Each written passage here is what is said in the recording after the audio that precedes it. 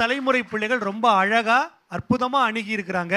அடுத்து இந்த சுற்றில் இந்த மேடையில் வந்து அலங்கரிக்க இருக்கிற அந்த செந்தமிழ் செல்லம் யோகேஸ்வரி, வாங்க.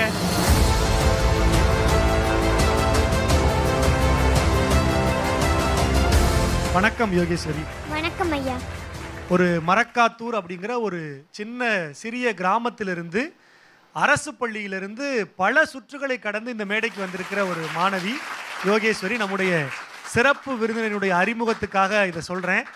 இந்த சுற்றுல என்ன தலைப்பு? எங்கேயும் எப்போதும். ஓ, எங்கேயும் எப்போதும் தமிழ் ஒழிக்கும் அப்படிங்கிறது தான் சங்கரா தொலைக்காட்சியினுடைய நோக்கம். உங்கள் குரலும் ஒழிக்கட்டும். வாழ்த்துக்கள். நன்றி ஐயா. அனைவருக்கும் வணக்கம். இப்படத்தில் என் மனதை தொட்ட காட்சிகள் 2. அதில் ஒன்று விபத்து. அரிது அரிது மானிடர் ராதல் அரிது, மானிடர் ஆகினும் கூன் குருடு செவிடு பேடு நீங்கி பிறத்த அரிது. அரிதான மானுட பிறப்பில் எங்கேயோ எப்போதோ நடந்த விபத்து இன்று எங்கேயும் எப்போதும் ஆகிவிட்டது. விபத்தில் தமிழ்நாடு 2வது இடத்தில் உள்ளது.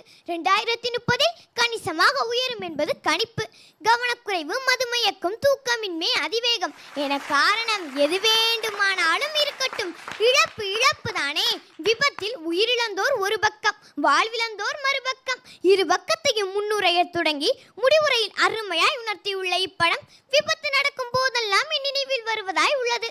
இவ்வுலகில் வாழும் ஒவ்வொருவருக்கும் ஒவ்வொரு விதமான ஆசை, ஏக்கம், கனவு உள்ளது. அனைத்தையும் ஒரு நிமிடத்தில் புரட்டி போட்டு விடுகிறது இந்த விபத்து.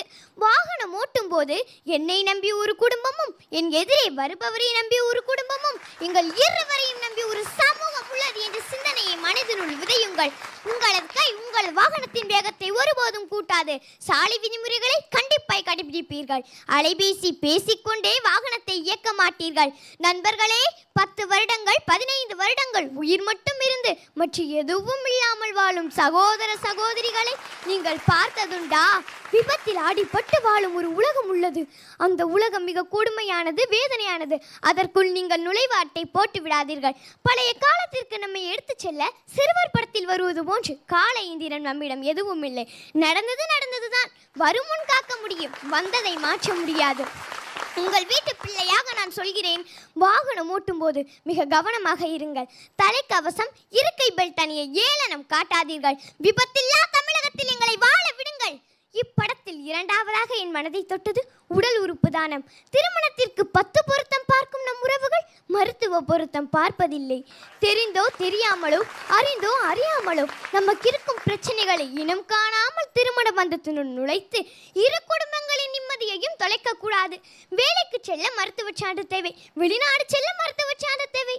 திருமண பந்தத்தினுள் நுழைய ஏன் மருத்துவ சான்றை கட்டாயமாக்க கூடாது? இறந்த பின் மண்ணுக்குள் போகும் நம் உடல் உறுப்புகளை தானம் செய்ய ஏன் தயங்குகிறோம்?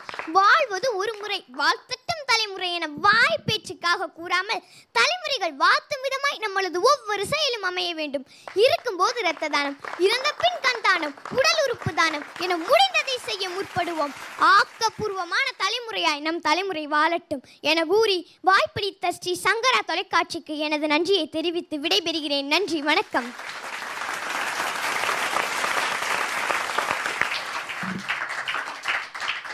சின்ன பிள்ளைங்க சொல்லுகிற போது இந்த சமூகம் இன்னும் அதிகமாக கேட்கும் என்கிற நம்பிக்கை ஸ்ரீ சங்கரா தொலைக்காட்சிக்கு என்றென்றைக்கும் இருக்கிறது.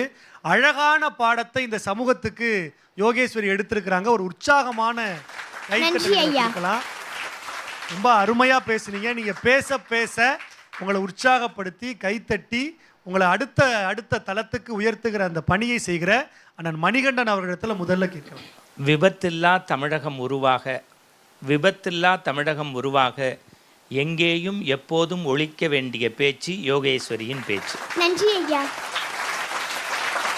சென்றைய சுற்றில் உனக்கு ஒரு சின்ன தடுமாற்றம் வந்தது, அப்புறம் கண்ணீர்லாம் அப்படி வர்ற மாதிரி இருந்தது, அப்படியோ அங்கே பார்த்த. இப்போ நான் சொல்கிறேன்டா, அரசு பள்ளியினுடைய குழந்தைங்க யாருக்கும் எதுக்கும் சலைச்சவங்க இல்லைங்கிறதுக்கு நீ ஒரு எடுத்துக்காட்டு. பிரமாதம். நன்றி ஐயா.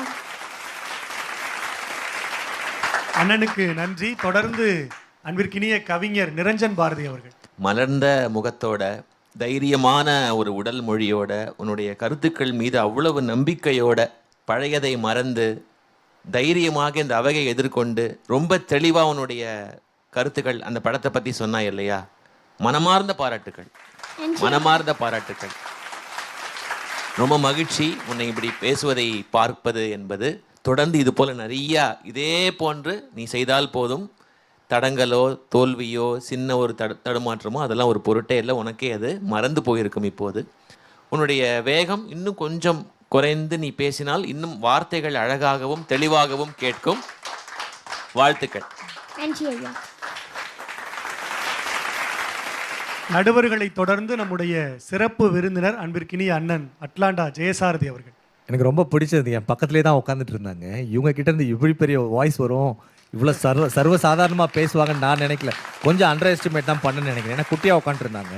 சோஷியல் ரெஸ்பான்சிபிலிட்டின்றது ரொம்ப முக்கியமான ஒரு கடமையாக இருக்குது. அது எல்லா நாடுகள்லையும் இருக்கும். அமெரிக்கா போல் மேலை நாடுகள்லாம் சோஷியல் ரெஸ்பான்சிபிலிட்டி இருக்குது. நீங்கள் தப்பு பண்ணால் தப்பு தான், அதற்கான தண்டனை நிச்சயமாக கிடைக்கும். அப்படி தான் இருக்கும்.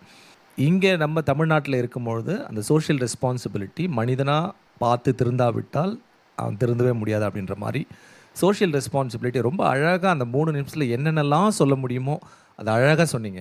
உங்களுடைய உடல் மொழி எனக்கு பிடிச்சிருந்தது, உச்சரிப்பு பிடிச்சிருந்தது. ஒரே ஒரு சின்ன சஜஷன், ப்ரீத்திங் டைம் எடுத்துக்கோங்க. உங்களுக்கு ப்ரீத்திங் டைம் வேணும். நீங்கள் ஒரு வாக்கியத்துக்கும் இடைவெளியில் இன்னொரு வாக்கியத்துக்கு ஒரு ப்ரீத்திங் டைம், ஒரு பாஸ்ட் சொல்லுவாங்க இல்லையா, அதை எடுத்தீங்கன்னா இன்னும் அழகாக இருந்திருக்கும்.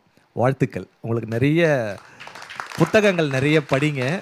படிச்சுட்டு சோஷியல் ரெஸ்பான்சிபிலிட்டிக்கான புத்தகங்களும் நிறைய இருக்குது. இந்த வயசுலேயே நீங்கள் படிக்க ஆரம்பிச்சிங்கன்னா நிறைய படிக்க முடியும்.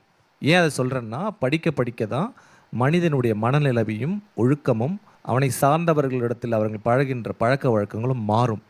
இதுக்கு ஒரே ஒரு உதாரணம், வருடத்திற்கு 52 புத்தகங்களை படிப்பாராம் பில்கேட்ஸ். 52 புத்தகங்கள் வருடத்துக்கு. அப்படின்னா அவர் எவ்வளோ படிப்பார் பார்த்துங்க. அதனால் இந்த இளைய தலைமுறை படிக்கின்ற பழக்கத்தை உருவாக்கி கொள்ள வேண்டும். சரியான புத்தகங்களை தேர்ந்தெடுத்து படிக்க வேண்டும். குறிப்பாக மேடை பேச்சு பேசுகின்றவர்கள் படிக்க ஆரம்பித்தீங்கன்னா உங்களுக்கே அந்த டிஃப்ரென்ஸ் தெரிய ஆரம்பிக்கும். நன்றி. அழகான வாழ்த்து செய்திகளை நம்முடைய நடுவர்களும் சிறப்பு விருந்தினரும் கொடுத்துருக்குறாங்க. யோகேஸ்வரியினுடைய இந்த பேச்சு எல்லா திசைகளிலும் போய் சேரட்டும் என்று வாழ்த்தி யோகேஸ்வரியை வழி அனுப்பி வைக்கிறோம். நன்றி. நன்றி ஐயா. அடுத்து இந்த